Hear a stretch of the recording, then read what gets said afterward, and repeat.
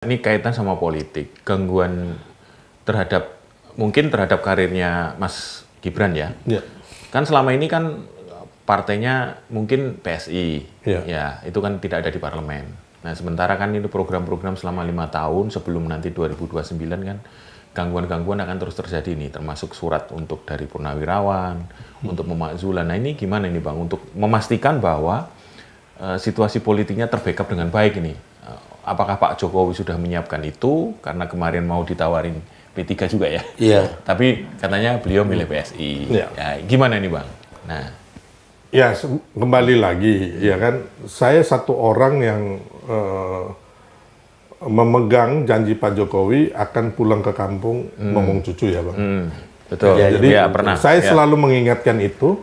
Memang teman-teman kalau kami pertemuan hampir semuanya 99% kecuali saya satu orang yang mendorong Pak Jokowi itu masuk partai atau membuat partai.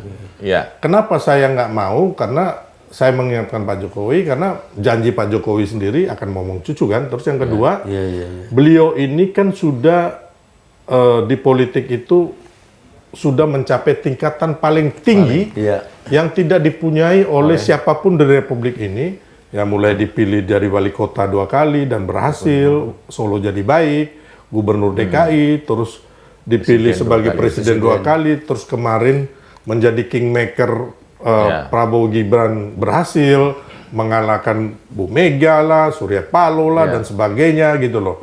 Nah, jadi saya pikir bahwa ini udah cukup gitu Pak Jokowi. Ya kan paling kalau menurut saya kan kemarin Pak Jokowi nanya itu ditawarin Pak Prabowo jadi Danamtara, saya mengatakan bahwa itu sangat bagus karena ada pengelolaan 11 triliun uang aset negara BUMN kan dan juga dalam rangka kita Pak Prabowo dan kita semua ingin pencapaian pertumbuhan ekonomi 8%. Terus yang kedua kalau menurut saya ya kalau memang ini kan itu ada Dewan Pertimbangan Agung ya. Nah, itu kan masih lowong ya kan bisa aja Pak Jokowi aktif di situ kalau diminta Pak Prabowo. Artinya bukan politik praktis gitu Enggak. Sudah. Karena kalau Pak Jokowi masuk salah satu partai, beliau hanya dimiliki oleh partai ini. Sedangkan pendukung beliau ini di PKS ada, Lintas PKB partai ada, semua ada. Termasuk PDIP. Termasuk PDIP, ya kan. Jadi Ada ya? pastilah Bang. Oke Bang Sylvester, ini saya kepengen ini dengan singkat saja, tetapi apa sih yang di benak abang atau menurut abang ketika saya tanya Bang, menurut abang bagaimana, apa komentarnya tentang para purnawirawan yang ngotot banget untuk majukan Gibran? Ya, kepada yang senior-senior ini dengan hormat, ya saya pikir kalau memang mau kembali lagi, mau berbuat untuk bangsa kita, ya bantulah Pak Prabowo. Pertama, ya kan Pak Prabowo sekarang kan ingin agar kita swasembada pangan, energi, ya kan air. Ya, kalau bisa sih turunlah ke sawah-sawah, ya kan, bantu terus bikin irigasi, terus cari pupuk untuk rakyat. Itu kan lebih mulia. Terus yang kedua, bantulah Pak Prabowo dalam melawan koruptor, mafia, premanisme. Ini kan lebih bagus daripada para senior ini membuat surat atau yang tidak ada dasar-dasar hukum ataupun fakta-fakta konstitusi yang dibangun tidak berdasarkan riset yang benar. Gitu loh, hanya berdasarkan karena rasa kebencian atau bukan hanya rasa kebencian, ambisi pribadi. Nah, ini yang bahaya. Saya ingatkan ini bahaya buat republik ini. Berikanlah contoh yang baik buat yang muda-muda, anak cucu kita, bahwa Anda adalah benar-benar yang dulunya, ya saya nggak tahu kamu punya sepak terjang gimana, terus sekarang ini anak istrimu, cucumu, apakah benar juga? Gitu loh, ya kan? Jadi tolong kembali lagi, ya berdoalah kepada Tuhan, ya kan? Minta pemikiran dan jalan terbaik. Jangan mengadu domba bangsa ini, jangan menghancurkan bangsa ini, karena kami akan melawan kalian. Itu Bang. Tetap ya. Oh iya. Termasuk melawan tim pemberi jasa. Oh iya, nggak ada apa-apa lah. Ini Bang, hanya kurcaci aja. Bagi saya, kalian ini hanya kurcaci aja. Yang nggak, menurut saya, kalian udah gagal kemarin, besok akan gagal lagi. Kami ini hanya nggak mau sombong aja. Kami ini pemenang Bang, gitu loh Bang. Oke. Dan saya mau kembali lagi, ya kan, tidak punya kepentingan apapun. Ya, mungkin orang yang masalah komisaris kayak apa, abang mau tanya, silakan aja masalah pribadi. Nah ini silakan kan, Bang. Dapat ini komisaris? Ini kaitannya kan Ya nggak apa-apa. Daihat dengan Pak Jokowi ini, ini dapat apa nih Bang? Nah, ini sekarang komisaris ID Food. Ya, Nah, oke. itu gimana Selama ini? pemerintahan Pak Jokowi hampir 10 tahun, 12 tahun itu, saya tidak mendapatkan apapun, baik jabatan maupun proyek. Satupun. Satupun. Oke. Ya, jadi selama itu saya menolak. Ada kawan-kawan yang bilang, Bang, ada proyek ini. Terus bos Pak Jokowi juga mengatakan ini. Terakhir itu saya diminta jadi komisaris utama Pertamina, menggantikan Pak Ahok. Oh iya. Waktu Pak Ahok selesai ditawarin ke abang. Ya, kan dia mundur kan. Oke. Nah, saya tolak itu. Saya nggak mau. Karena apa saya tolak? Saya punya usaha yang cukup lebih lumayan daripada penghasilan komisaris Pertamina. Lebih besar penghasilan saya, Bang. Besar loh Bang, komisaris Pertamina. Lebih besar saya lagi. Oh, Makanya saya bilang kan, Rismon katanya bilang saya penjilat makan uang haram. Rismon, kau punya buku itu hanya $10. Saya sanggup beli 1 juta eksemplar cash. Bukunya Rismon? Iya.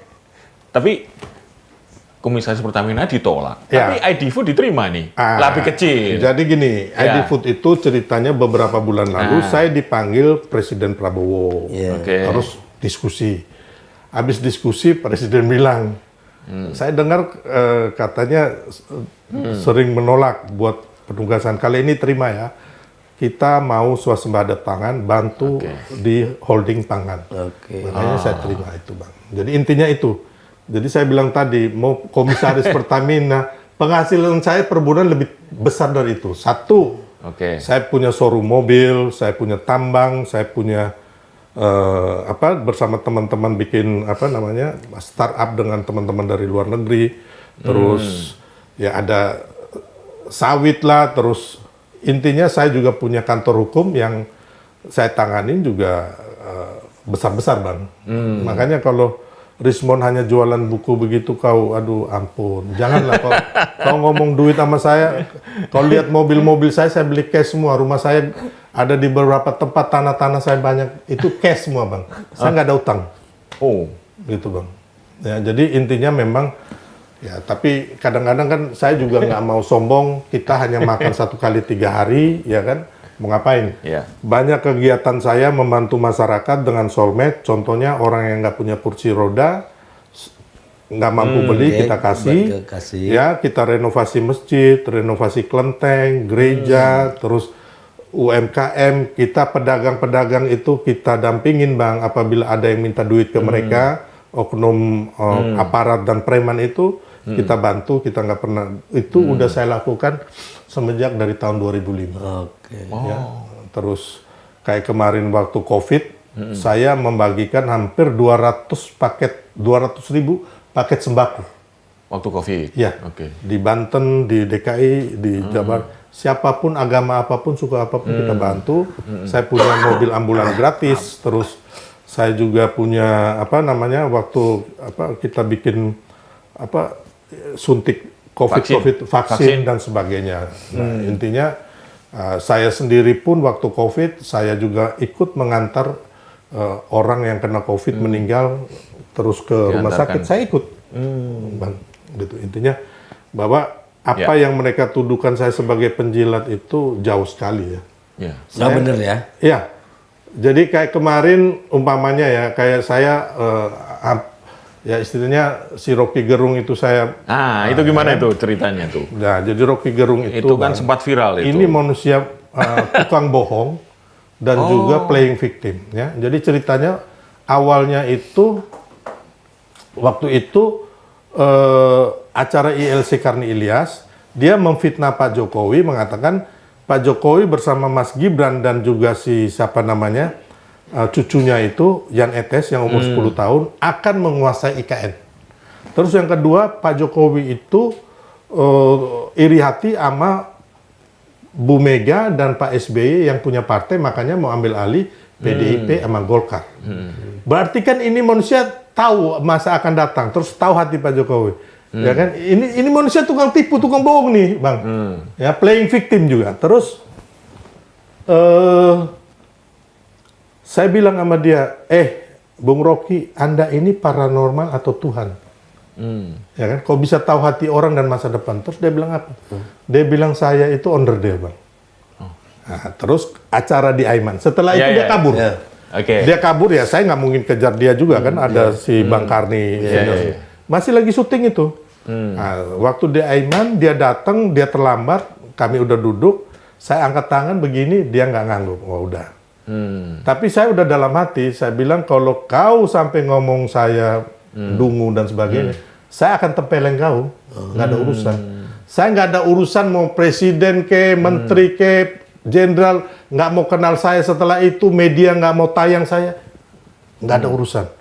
Karena ini menyangkut harga diri, Bang, dan juga kebenaran, gitu. Saya tuh udah berpikir, teman-teman media udah nggak mau hubungin saya, no problem. Saya akan mau urus solmed, ya kan, bantu masyarakat, ya kan, saya urus keluarga saya. Saya nggak usah tampil di media, nggak dipakai dalam panggung politik pun nggak. Karena apa? Ini manusia tukang tipu, tukang bohong yang harus kita kasih pelajaran. Nah, setelah itu, waktu acara di Aiman, dia bilang saya penjilat. Makanya ini kata-kata yang saya paling anti gitu loh. Saya akan kejar kamu ketika kamu ngomong saya penjilat. Karena apa? Walaupun sedikit, Bang, saya ada bantu orang loh, Bang. Orang nggak bisa sekolah, nggak bisa kuliah. Saya cariin beasiswa, saya bantu mereka ambil ijazahnya, ya kan? Orang nggak bisa makan, kita bantu gitu loh, Bang. Orang mau usaha, kita bantu gitu kan. Saya nggak minta penghargaan dari Republik ini, tapi tolong jangan fitnah saya. Jangan fitnah Pak Jokowi, jangan fitnah Pak Prabowo, jangan fitnah Gibran. Saya akan kejar orang ini. Saya nggak pusing kamu siapa. Gitu. Nah, jadi kembali lagi, dia bilang saya penjilat, habis itu dia bilang saya dungu, bodoh. Nah, terus saya cerita lagi, Bang. Saya bilang kenapa ini manusia jahat sekali, playing victim, ya. Ya ini nggak apa-apa tuh, nggak dikat kan? Nah, nggak ada masalah. Nah, jadi ini apa adanya. Ini dimaksud Bang Rocky kan? Rocky. Setelah itu kan saya marah dia, Bang, ya kan? Karena dia bilang saya dungu, ya saya maki dia lah, ya kan? Ya sebenarnya nggak boleh juga ini, ya kan? Pembelajaran tidak baik buat ini kan? Tapi kan sudah keterlaluan, Bang. Karena dia fitnah, dia bohong, ya kan? Terus dia loncat dari, setelah aku marah itu, dia loncat dari panggung, dia begini, Bang. Oh gitu? Iya. Itu nggak tampak di kamera ya? Nggak ada. Dia ngajakin tinju. Saya jagoan. Oh gitu? Aku datang ke dia, aku jewer telinga dia, saya bilang, kau saya patahin, kau mau berantem sama saya? Saya patahin kamu. Tahu nggak, dia bilang apa sama saya, Bang? Aku jewer telinga dia. Aku giniin lah. Terus dia bilang apa? Enggak, bro, gua melemaskan otot. Nah, makanya saya rakyat ini tukang tipu, tukang bohong. Gitu loh. Apanya yang kalian mau andalkan dari orang-orang tukang bohong kayak begini buat bangsa kita? Gitu loh, Bang. Gitu loh. Ya, toh selama ini saya berdebat sama dia juga kan, mana ada dia ngomong fakta-fakta hukum. Nggak pernah dia jawab. Ya kan? Dia hanya ngomong dengan filsafat yang menurut saya sih, saya nggak perlulah hidup untuk ngurusin kayak begituan. Nah, ini ceritanya nggak apa-apa ditayang. Ini kan kebenaran, Bang. Baik, terima kasih nih, udah nggak kerasa nih, udah panjang banget kita nih, 1 jam lebih nih. Ini ngobrol kita seru ya. Kalau naik pesawat kita udah mau nyebrang Tel Aviv ini. Ini kayak to the point aja nih, banyak yang belum pernah aku ngomong. Iya, harus gitu dong. Banyak. Jadi banyak yang eksklusif ya. Gitu. Oke, baik para penonton to the point aja. Itu tadi adalah kita ngobrol-ngobrol selama, ya udah panjang lah waktunya, saya juga nggak ngitung ya. Tapi paling tidak kita, seperti biasa kita sering sekali mendengarkan pepatah bahwa sepandai-pandainya tupai melompat akan jatuh juga, dan juga serapi-rapinya menyimpan bangkai baunya akan tercium juga. Jadi kalau ada masalah sampaikan saja, seperti ditutupin aja. Sampai ketemu ya di episode berikutnya. Jangan lupa untuk like, share, komen, dan kita tunggu ya. Dan sampai ketemu lagi bersama saya Lukman Hanafi Dan saya Bung Purwanto. dan tentu dengan narasumber yang lain, kali ini dengan Bang Sylvester ya Bang ya. Terima kasih. Terima kasih Bang. Oke. Terima kasih ya, sampai ketemu di episode berikutnya. Ya.